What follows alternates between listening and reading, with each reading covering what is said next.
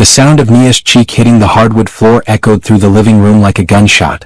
Her 7-year-old daughter Amara's toy blocks scattered across the floor as Nia's body crumpled near them, her dark skin already showing the angry red mark where her husband's hand had connected. What made her stomach turn wasn't the familiar sting of pain or even the metallic taste of blood in her mouth. It was the sound of laughter.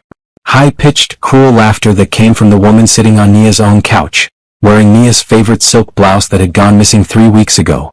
Candace threw her head back, her long weave bouncing as she laughed like she was watching a comedy show instead of witnessing a woman being beaten in her own home. "Girl, you should see your face right now," Candace cackled, examining her bright pink nails. Looking all pitiful and whatnot. No wonder Tyrone came looking for a real woman. Nia pressed her palm against the floor, trying to push herself up. Her body shook not from fear, but from a rage so deep it felt like fire in her chest. This was her home. The home she had worked double shifts to help pay for. The home where she had brought her baby girl when she was born. The home where she had hung family pictures on every wall, pictures that Tyrone had been taking down one by one, replacing them with nothing. "Stay down," Tyrone's voice boomed above her. At 32, he still looked like the college football player he used to be, all broad shoulders and thick arms that Nia had once felt safe wrapped around her. Now those same arms felt like prison bars. "You don't move until I say you can move." Nia's eyes darted toward the hallway where she prayed Amara was still napping. Her daughter had been taking longer naps lately, and Nia suspected it was her little girl's way of escaping the tension that filled their house like thick smoke. Children always knew when something was wrong, even when adults tried to hide it. "Tyrone, please," Nia whispered, her voice barely audible. "Amara might wake up." "So what?" Candace chimed in, crossing her legs like she owned the place. "Maybe it's time little mama learned what happens when women don't know their place. My mama taught me early, keep your man happy or someone else will." The words hit Nia harder than Tyrone's hand had. This wasn't just about her anymore. This was about what her daughter was learning, what she was seeing, what kind of normal Nia was allowing to be created in their home. Nia thought about her own childhood, growing up in her grandmother's house after her parents died in a car accident when she was 12. Grandma Ruby had raised her and her older brother Devin with an iron fist wrapped in love. "Baby girl," she used to say while braiding Nia's hair on Sunday mornings, "never let nobody make you small. God made you full-sized for a reason." But somewhere along the way, Nia had forgotten that lesson. Somewhere between falling in love with Tyrone's charm in college and becoming pregnant with Amara at 21, she had started making herself smaller and smaller. First, it was giving up her dreams of becoming a teacher to work at the insurance office so Tyrone could focus on his business ventures that never seemed to work out. Then it was stopping her weekend calls with Devin because Tyrone said her brother disrespected him by asking too many questions. Then it was missing church because Tyrone needed her to clean the house for his friends who were coming over. Now she was literally on the floor and Candace was wearing her clothes while sitting on her couch. "Get up and make us something to eat," Tyrone ordered, nudging Nia's leg with his foot like she was a dog. "Candace is hungry, and you know how I get when my woman ain't fed properly." His woman. Nia's heart clenched. When had she stopped being his woman? When had this stranger with the cruel eyes and wandering hands replaced the man who used to bring her flowers from the gas station just because they were pretty? Nia slowly pushed herself to her knees, then to her feet. Her left cheek throbbed and she could feel it swelling already. Tomorrow she would have to call in sick to work again, and Mr. Patterson would give her that look. The one that said he knew exactly why she needed another day off but was too polite to ask. As she walked toward the kitchen, Nia caught sight of herself in the hallway mirror. The woman looking back at her was almost unrecognizable. Her usually bright brown eyes looked dull and lifeless. Her natural hair, which she used to wear in beautiful twist-outs, was pulled back in a messy bun that hadn't been refreshed in days. She had lost weight and not in a good way. Her grandmother's voice echoed in her mind, "A woman who don't take care of herself can't take care of nobody else." In the kitchen, Nia opened the refrigerator with trembling hands. There wasn't much food. There never was any more since Tyrone had started spending their grocery money on his dates with Candace. She could make sandwiches, maybe heat up some leftover rice and beans from 2 nights ago. As she reached for the lunch meat, she heard Amara's door creak open. Her daughter's small feet patted down the hallway and Nia's heart stopped. "Please," she thought. "Please just go back to sleep, baby." "Mama?" Amara's small voice called out. "I'm in the kitchen, sweetheart," Nia called back, trying to keep her voice steady. But Amara had already appeared in the kitchen doorway, her little pink pajamas wrinkled from sleep, her natural hair sticking up in every direction the way it always did when she napped. Amara's big brown eyes, eyes that looked just like Nia's used to look, took in everything at once. The way Nia was standing with her back turned, the tension in her shoulders, the careful way she was moving. "Mama, why are you crying?" Amara asked, and that's when Nia realized tears were streaming down her face. "I'm not crying, baby. Just got something in my eye." The lie tasted bitter in her mouth. Amara walked over and wrapped her small arms around Nia's waist from behind. At 7 years old, Amara barely came up to Nia's hip, but her hugs always felt like they could heal everything. Is Daddy being mean again? The question knocked the breath out of Nia's lungs. Her 7-year-old daughter knew. Of course she knew. Children always knew. No, baby. Daddy's just stressed about work. Another lie. They were piling up like autumn leaves. Uncle Devin wouldn't be mean to you, Amara said quietly. Uncle Devin. Nia's heart ached thinking about her brother. She hadn't spoken to Devin in almost 6 months, not since Tyrone had forbidden her from taking his calls. Devin was a sergeant major in the army stationed in Georgia, and every time he called he asked too many questions that Tyrone didn't like. Questions like, "Are you happy, Nia?" And "Is Tyrone treating you right?" And "Why do you sound so tired all the time?" Devin had always been protective of her, even when they were kids. He was 7 years older and had stepped up as the man of the house after their parents died. He taught her how to change a tire, how to throw a proper punch, and how to never let anyone disrespect her. Nia Bean, he used to call her. "You're a Carter woman. We don't bow down to nobody." But somehow she had ended up on her knees in her own kitchen, making sandwiches for her husband's mistress while her daughter watched her fall apart. "Mama," Amara whispered, "can we call Uncle Devin?" Before Nia could answer, Tyrone's voice boomed from the living room. "What's taking so long? And why is that child out here? I told you to keep her in her room when we have company." Nia's hands started shaking again.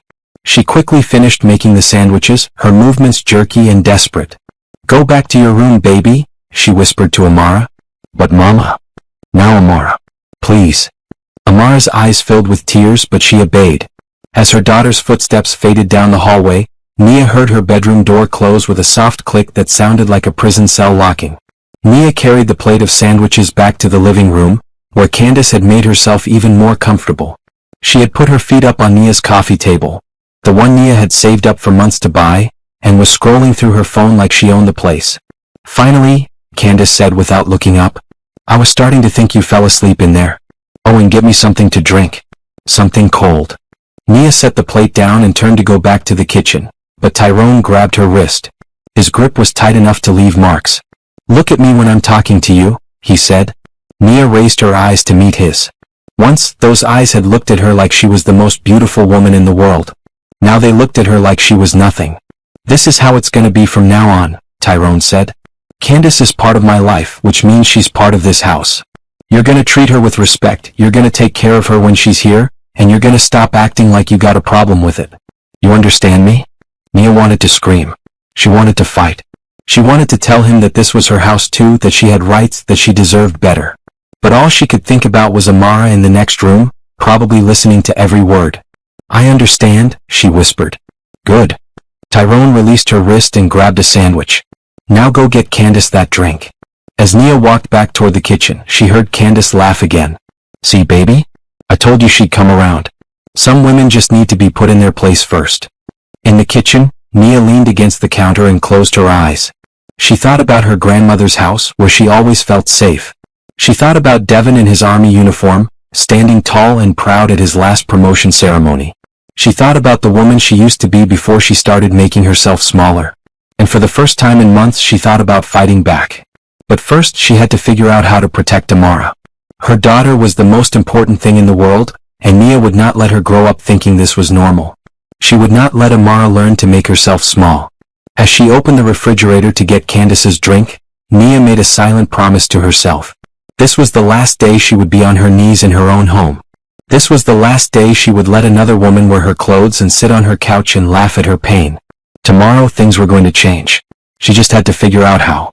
That night, after Tyrone and Candace had finally left to go to whatever hotel they were staying at, Nia sat on Amara's bed and watched her daughter sleep. Amara's face was peaceful in the dim light from the hallway, her small chest rising and falling with each breath.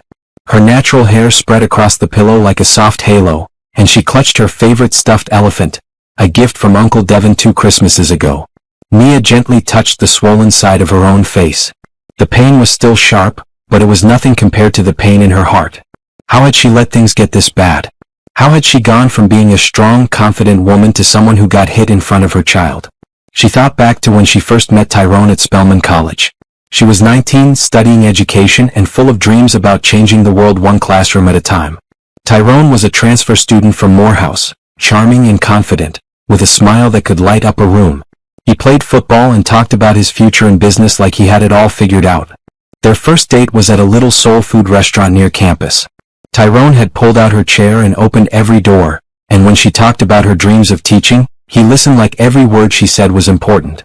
"You're going to be amazing," he had told her over sweet tea and fried chicken.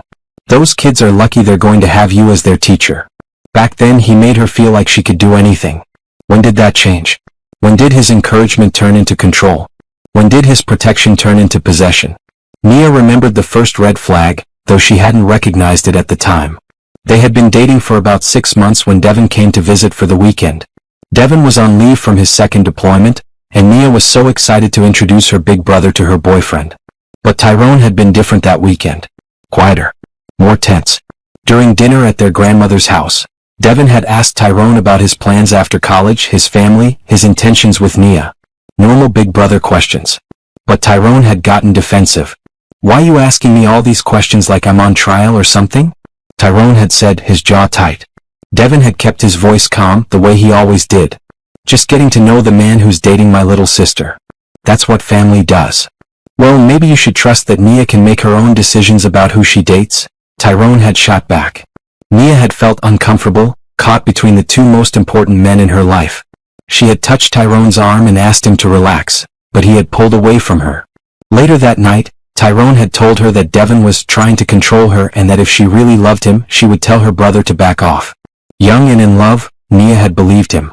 She had actually asked Devin to ease up, to give Tyrone a chance.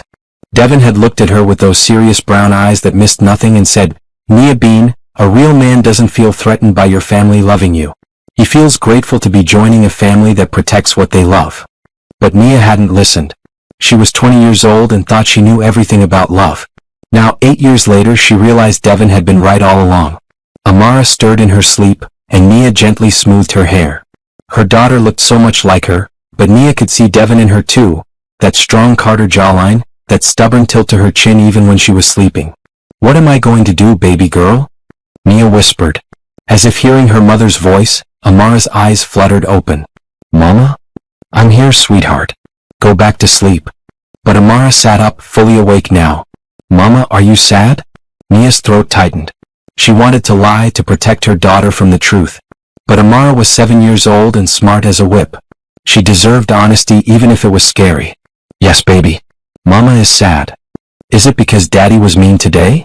Nia's heart broke a little more. "Amara, what Daddy did today, that's not okay. No one should ever hit someone they love. Do you understand that?" Amara nodded solemnly. "Uncle Devin told me that once. He said if anybody ever hits me, even if they say they love me, I should tell someone and get help." "Uncle Devin is very smart," Nia said softly. "Why don't we call him?" Amara asked. "He would help us." Nia looked at her daughter's hopeful face. Devin would help them. She knew that without a doubt. But calling Devin would mean admitting that she had been wrong. It would mean admitting that she had ignored all his warnings and put herself and Amara in danger. It would mean swallowing her pride and asking for the help she had been too stubborn to accept years ago. But looking at Amara's trusting eyes, Nia realized her pride wasn't worth her daughter's safety. "Maybe we will call him," Nia said quietly. Amara smiled, the first real smile Nia had seen from her in weeks. "Really? Really? But first we need to think about some things. Calling Uncle Devin might mean some big changes for us. Are you ready for that?" "What kind of changes?" Nia took a deep breath. "We might have to leave this house. We might have to go stay with Grandma Ruby for a while. Daddy might be very angry with us." Amara was quiet for a long moment, thinking it over with the seriousness that made her seem older than her 7 years. Finally she said, "Mama, I don't like it here anymore. Daddy scares me and that lady is mean. I miss when you used to smile all the time." The simple honesty of her daughter's words made Nia's eyes fill with tears. When was the last time she had smiled? Really smiled, not the fake smile she put on for work or when people asked how she was doing.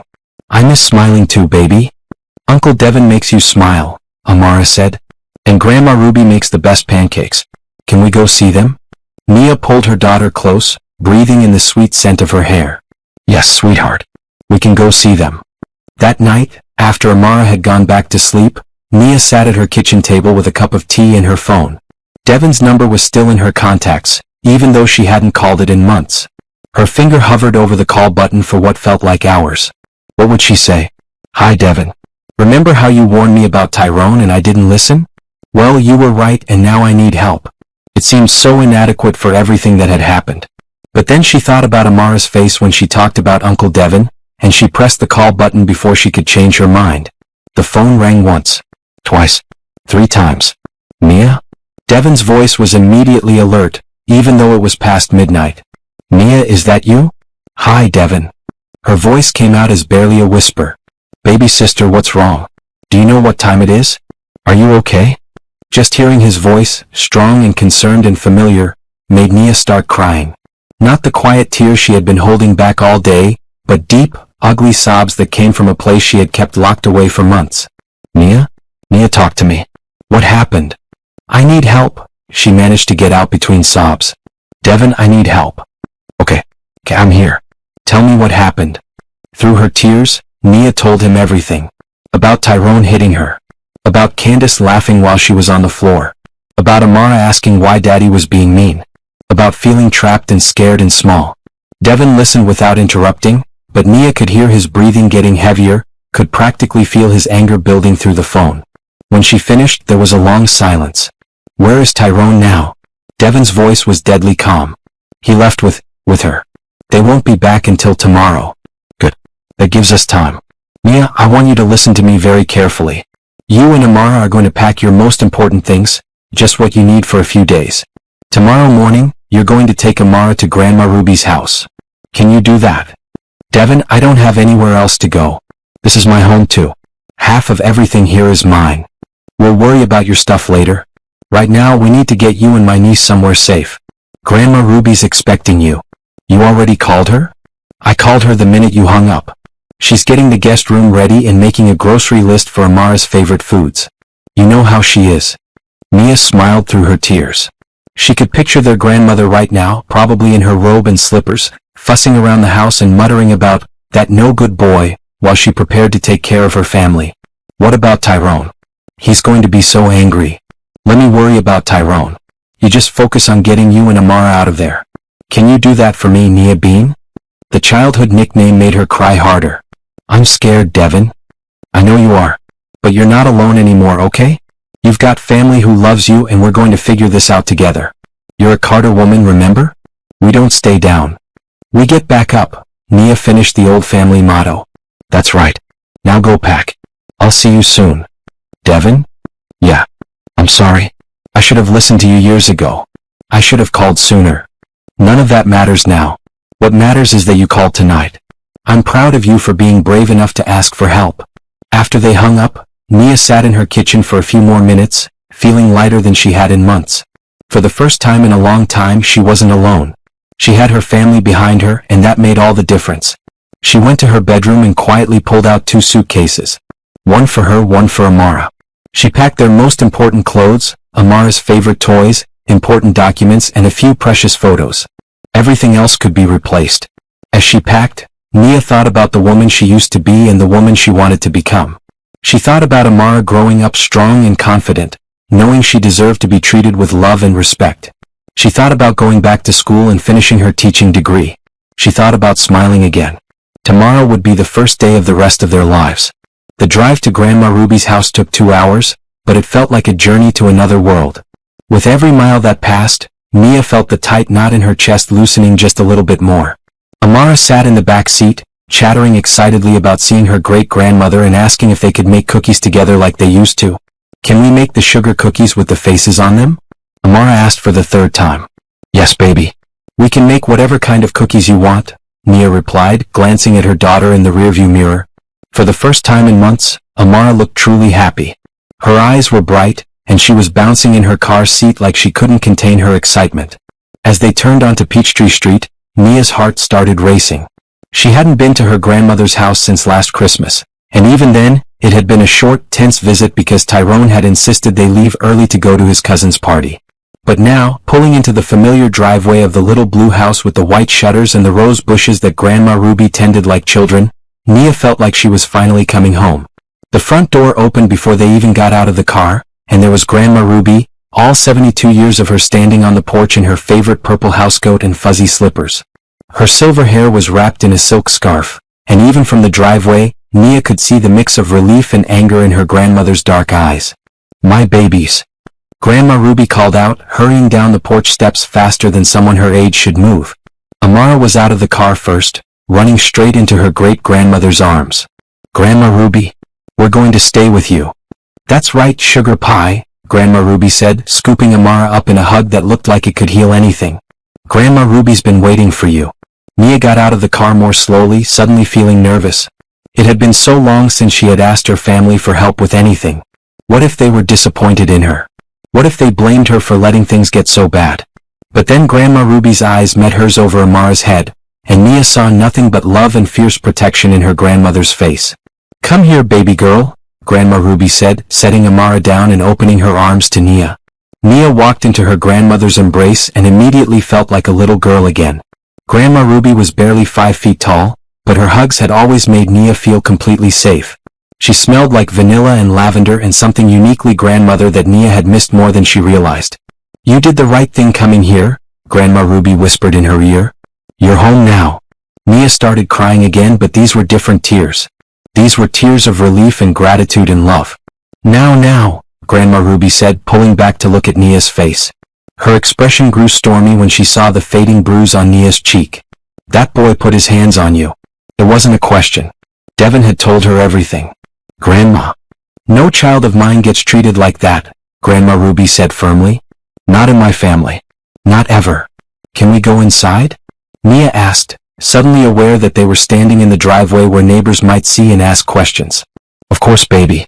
Come on, Amara. Help me show your mama to her room." Inside, the house looked exactly the same as it had when Nia was growing up. The same family photos covered every surface, the same hand-stitched quilts decorated the furniture, and the same smell of pine sol and something delicious cooking filled the air. "I made your favorite," Grandma Ruby said, leading them toward the kitchen. "Fried chicken, mac and cheese, green beans, and cornbread. Figured you might be hungry for some real food." Nia's stomach growled in response. She couldn't remember the last time she had eaten a full meal, let alone one made with love. In the kitchen, the table was set for 3 with Grandma Ruby's good china. The plates with the tiny pink roses that only came out for special occasions. There was a mason jar full of fresh flowers from the garden in the center of the table, and everything looked perfect and welcoming. "This is too much trouble, Grandma," Nia said. "Trouble?" Grandma Ruby looked offended. "Baby girl, having my family home is never trouble. It's a blessing." As they sat down to eat, Nia watched Amara dig into her food with enthusiasm she hadn't shown in weeks. Her daughter was already chattering away, telling Grandma Ruby about school and her friends and everything she had been keeping bottled up at home. "And Uncle Devin is coming to see us, right, Mama?" Amara asked between bites of mac and cheese. "That's right, sugar pie," Grandma Ruby said. "Your Uncle Devin will be here tomorrow morning. He's driving through the night to get here."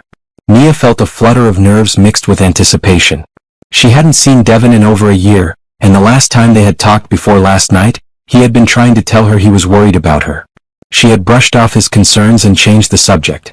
"Is he bringing Corporal Martinez and Corporal Johnson?" Amara asked excitedly. Nia looked confused. "Who?" "Lisa and Michael," Grandma Ruby explained. "They work with Devin and they've become like family. Devin talks about them all the time, says they're the best soldiers he's ever worked with. Lisa's been asking about you and Amara for months." "They're coming too?" "Devin wanted backup," Grandma Ruby said simply, "in case that husband of yours decides to make trouble." The idea of Devin bringing military colleagues to deal with Tyrone made Nia's stomach twist with anxiety. "Grandma, I don't want anyone to get in trouble because of me. Maybe I should just go back and try to work things out." "Absolutely not." Grandma Ruby's voice was sharp as a knife. "Nia Marie Carter Williams, don't you dare even think about going back to that man. Not after what he did to you. But it's complicated. We have a house together and bills and—" "None of that matters more than your life," Grandma Ruby interrupted.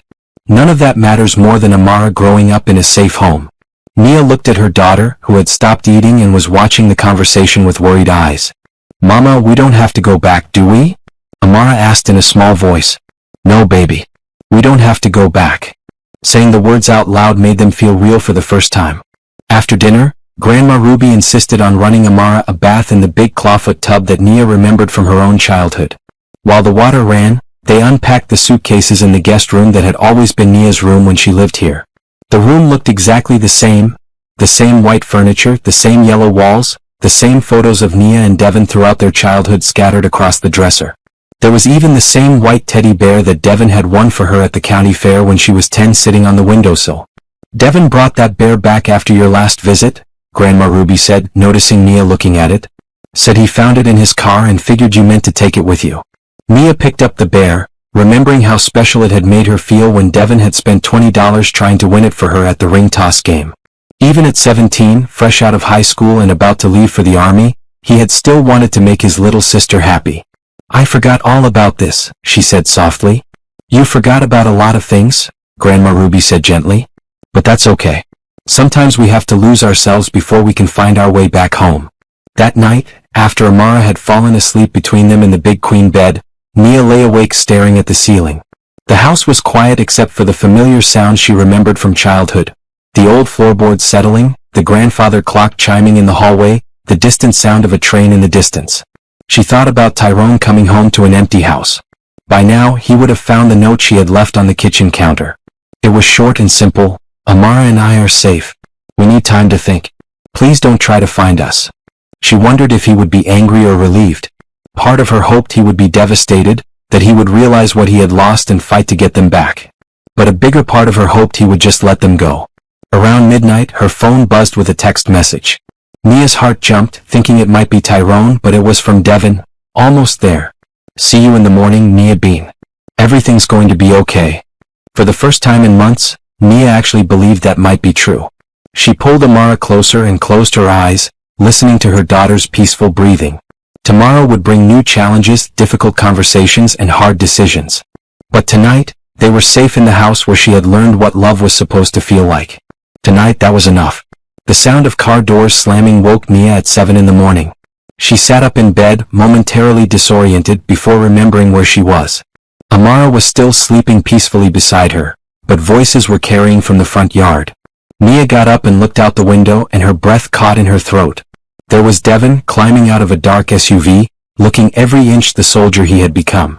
At 35, he was taller and broader than she remembered, his shoulders filling out his civilian clothes in a way that spoke of years of discipline and hard work. His hair was cut military short, and even in jeans and a t-shirt, he carried himself with the confident posture of someone used to being in command.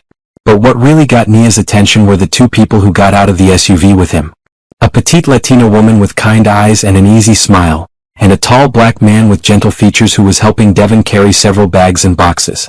These had to be Corporal Martinez and Corporal Johnson, Lisa and Michael.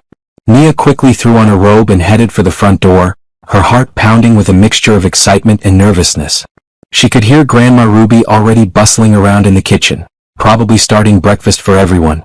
Before she could reach the door, it opened and there was Devon.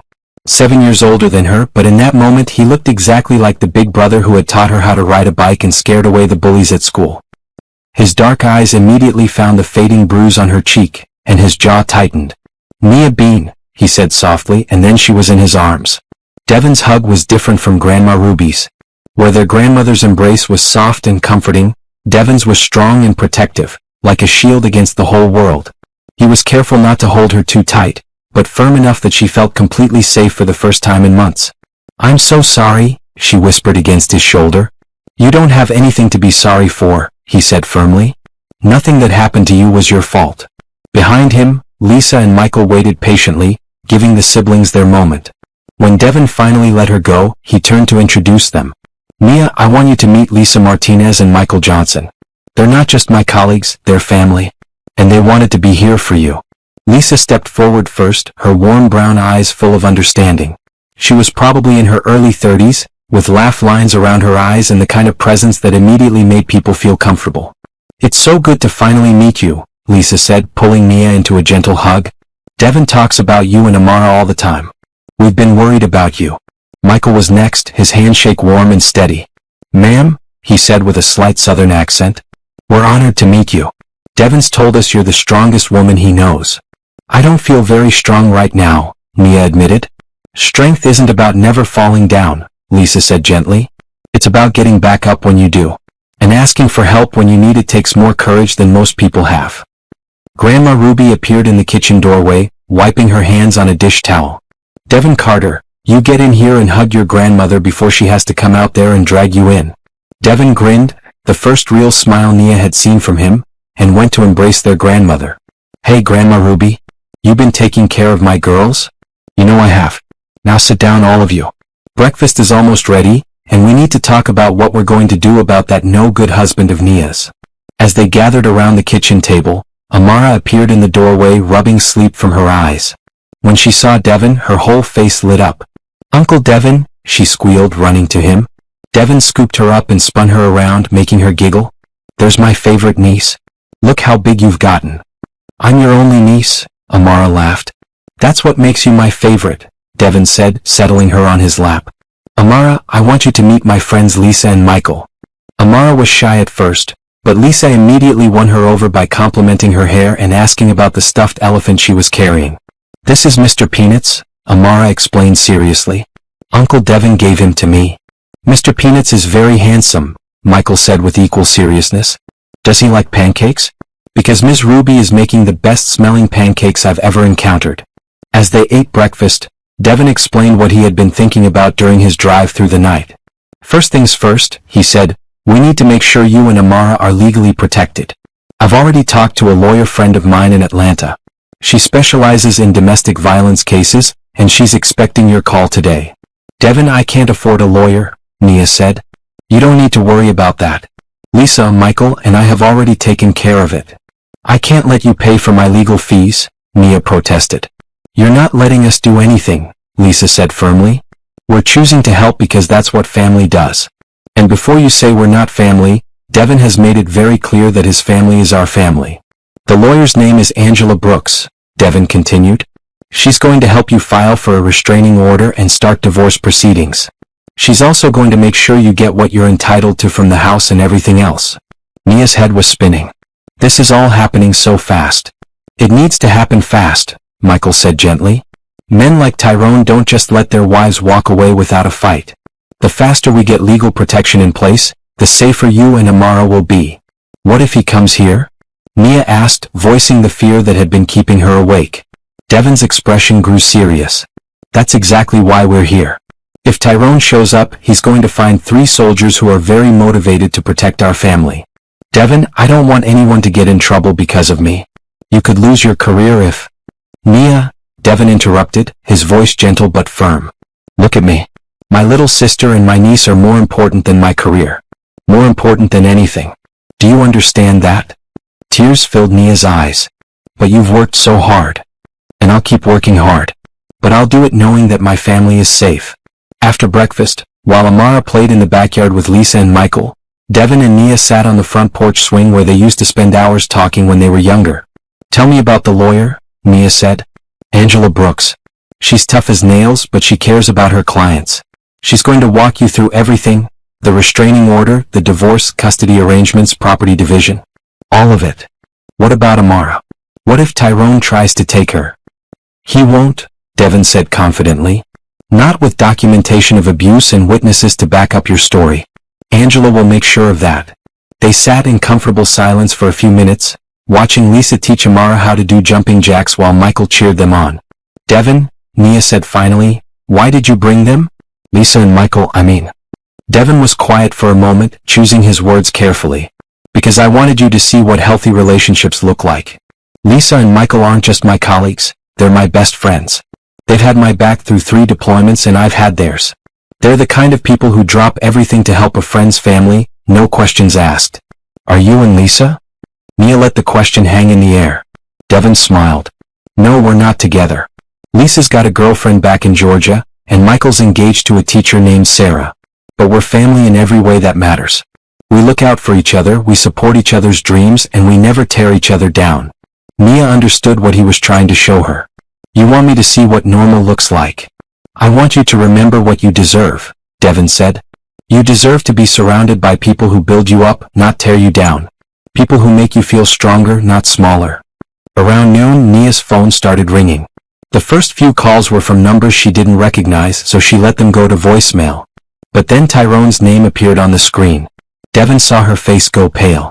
You don't have to answer that. But Nia knew she couldn't avoid Tyrone forever. I should probably talk to him. Get it over with. Not alone, Devon said firmly. If you're going to talk to him, I want to be right here. Nia nodded and answered the phone, putting it on speaker. Nia? Nia, where the hell are you? Tyrone's voice was angry, but Nia could hear something else underneath it. Panic. I'm safe, Tyrone.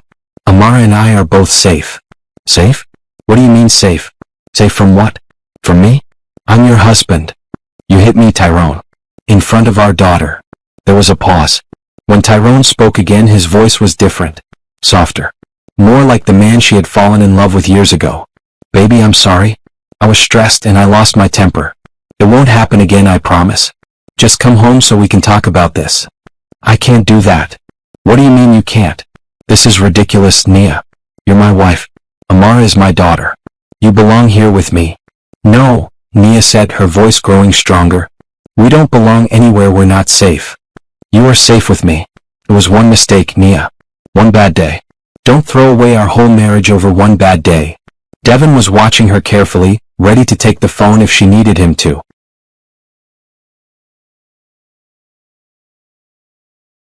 Tyrone, it wasn't one bad day. It's been months of you tearing me down, controlling who I can talk to, spending our money on other women. Yesterday was just the first time you hit me. Other women? What other women? Are you talking about Candace? She's just a friend. Friends don't sit on their friend's wife's couch wearing her clothes while laughing at her getting hit. Tyrone was quiet for a long moment. When he spoke again, his voice had changed again. The panic was gone, replaced by something cold and angry. So that's it? You're just going to leave? Take my daughter and disappear? I'm going to protect my daughter from growing up thinking it's normal for men to hit women. Where are you, Nia? I know you didn't go to a hotel. We don't have that kind of money. Did you go to your grandmother's? You better not have involved that old woman in this. Devon's jaw tightened, but he stayed quiet, letting Nia handle it. I'm somewhere safe. That's all you need to know. This is insane. You're acting crazy, Nia. One little argument and you're ready to break up our family? Think about what you're doing to Amara. I'm thinking about Amara. I'm thinking about what kind of example I want to set for her. I'm thinking about what kind of home I want her to grow up in. I'm her father. You can't just take her away from me. I'm not taking her away from you. But I'm not going to let her grow up in a house where violence is normal. Violence? It was one slap, Nia. You're being dramatic. The casual way he dismissed what he had done, the way he minimized it, made something snap inside Nia. One slap in front of our 7-year-old daughter, Tyrone. One slap while your girlfriend laughed. One slap too many. Fine, Tyrone said, his voice turning ugly. If that's how you want to play this, then that's how we'll play it. But don't think you're going to get everything. That house is half mine. Everything in it is half mine. And Amara is half mine too. We'll let the lawyers figure that out, Nia said. Lawyers? Are you threatening me with lawyers now? I'm protecting myself and my daughter the way I should have done a long time ago. You know what? Good luck with that. Good luck making it on your own with no job skills and a kid to take care of. See how long that lasts before you come crawling back. The line went dead. Nia sat there shaking, but not from fear this time. From anger and relief and something that felt like freedom. How do you feel? Devon asked gently. Like I just stood up for myself for the first time in years, Nia said. Because you did, Devon said proudly. You absolutely did. From the backyard, they could hear Amara's laughter as Lisa and Michael continued playing with her. The sound was pure joy, something that had been missing from their house for too long. What happens now? Nia asked. Now we call Angela Brooks and start building your new life, Devon said. One day at a time. As they sat on the porch swing, watching the people who had become their family taking care of Amara, Nia felt something she hadn't felt in months. She felt hope. 3 months later, Nia stood in the doorway of her new apartment, holding the keys in her hand and feeling like she was about to start her life over. The apartment was small, just 2 bedrooms in a safe complex near Grandma Ruby's house, but it was theirs. Completely theirs. Mama, can I pick which room is mine? Amara Amara asked, bouncing excitedly beside her. Of course, baby. Go explore. As Amara ran through the empty rooms, her footsteps echoing on the hardwood floors, Nia tried to process how much had changed in such a short time. The restraining order had been granted without any problems. Angela Brooks had been everything Devon promised, tough, smart, and completely committed to protecting Nia and Amara. When Tyrone had tried to contest the order, claiming Nia was being dramatic and vengeful, Angela had calmly presented the photos of Nia's bruises, the statement from Mrs. Thompson, who had heard the fight through the thin walls, and Amara's own account of what she had witnessed. The judge had not only granted the restraining order but had also awarded Nia temporary custody of Amara with supervised visitation rights for Tyrone. The divorce proceedings were still ongoing, but Angela was confident that Nia would get her fair share of everything. More importantly, she would get primary custody of Amara. It looks perfect, Mama, Amara said, running back to the living room. My room has a big window where I can see the playground. That's wonderful, sweetheart. When are Uncle Devon and Lisa and Michael coming to help us move our stuff? They should be here any minute, Nia said, checking her phone. Devon had taken leave time to help with the move, and Lisa and Michael had driven up from Georgia with a truck full of furniture they had collected from friends and fellow soldiers. Nia had tried to protest that it was too much, but Lisa had simply said, a home needs furniture and family helps family get settled. The sound of vehicles pulling up outside made Amara run to the window. They're here. They're here. And they brought the biggest truck I've ever seen. Sure enough, Devon was climbing out of a moving truck, while Lisa and Michael followed in the SUV. But they weren't alone. There were two other people with them, a pretty black woman with a bright smile and a tall white man with kind eyes. Who are they? Nia asked as they all headed toward the apartment. Surprise. Lisa called out as they reached the door. I brought my girlfriend Carmen and Michael brought his fiancée Sarah. We figured you could use some extra hands and they've been dying to meet you. Carmen stepped forward first, her smile warm and genuine. I've heard so much about you and Amara. I'm Carmen and I brought you a housewarming gift. She handed Nia a beautiful potted plant with a card that read, for new beginnings and beautiful growth. Sarah was next, her teacher instincts immediately kicking in as she knelt down to Amara's level. And you must be the famous Amara I've heard so much about. I brought you something too. She pulled out a beautifully illustrated children's book. It's about a little girl who goes on adventures and discovers how brave she is. Amara's eyes went wide. For me? Really? Really? I heard you love stories. As everyone got to work bringing in furniture and boxes, Nia watched the organized chaos with amazement. These people, Devon's chosen family, had driven hours to help her move into a place they had never seen, to help a woman most of them had just met. But more than that, they worked like a well-oiled machine. Devon and Michael handled the heavy furniture while Lisa and Carmen tackled the kitchen items. Sarah kept Amara entertained and helped her organize her new room. Everyone seemed to instinctively know what needed to be done. This was what a healthy family looked like, Nia realized. People who showed up for each other without being asked. People who supported each other's dreams and celebrated each other's victories. People who made each other stronger instead of smaller. Where do you want this? Devon asked, carrying in a beautiful oak dining table. I don't remember packing a dining table, Nia said, confused. You didn't, Lisa said with a grin. Carmen's mom is downsizing, and she insisted you needed a proper table for family dinners. I can't accept. Yes, you can, Carmen interrupted gently.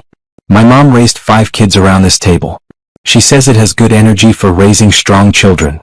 As the day went on, the empty apartment transformed into a home. The furniture wasn't fancy, but it was clean and comfortable and chosen with love. The kitchen was stocked with basic necessities and some special treats that Sarah had brought for Amara's first night in her new home. By evening, they were all sitting around Carmen's mother's dining table, sharing pizza and laughing at Michael's stories about army life.